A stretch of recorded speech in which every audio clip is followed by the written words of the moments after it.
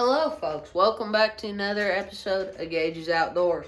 I'm here in my shop working on my John Deere 316, and I was going to change the carburetor around and put it on my good 318 so it would help with the surging, but I ran into an issue. I can't just switch the top half of the carburetor around. I got to take the whole thing off, which is the intake manifold, the muffler, tubes, and everything. So I was just going to pick up the camera real quick and video it, and maybe it'll help someone else out. I've already undone the top half of the carburetor, as you can see. Now I need to take all this cowling and wires and stuff off so I can get to the intake manifold and take that little girl off. Okay, well, I've got all the shields off. It took me a minute. Next thing I'm going to do is I got to take these muffler tubes off here so I can get to the intake manifold to take this carburetor off.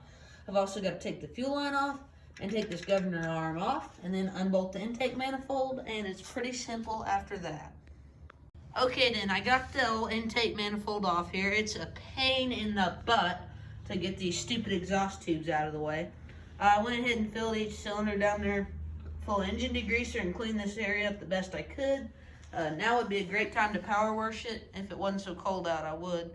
But yeah, so that's how I take the intake manifold, and you guys will learn a lot by yourself when you go to do it yourself. That's how I did it. And yeah, thank you guys for watching. Yeah, thank you guys for watching Gage's Outdoors. And I'll probably make a couple more videos about stuff like this here in the near future, being as I got to put this intake manifold on my other 318 and see how that works out. Thank you guys for watching, and subscribe and like, and I'll see you in the next one.